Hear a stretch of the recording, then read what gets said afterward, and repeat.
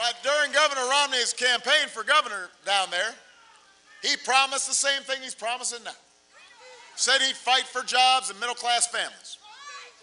But once he took office, he pushed through a tax cut that overwhelmingly benefited 278 of the wealthiest families in the state.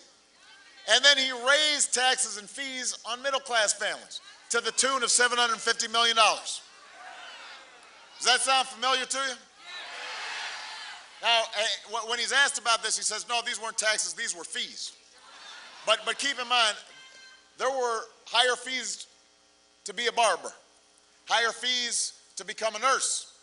There were higher fees for gas. There were higher fees for milk. There were higher fees for blind people who needed to get a certificate that they were blind.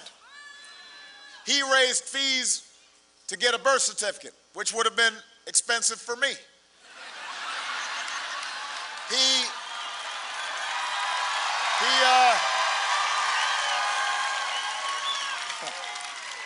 raised fees for marriage certificates and fees for funeral homes. So there were literally cradle to grave tax hikes and fees.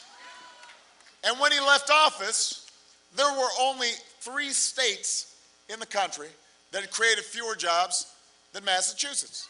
And by the way, one of them was Louisiana, that had been hit by Hurricane Katrina.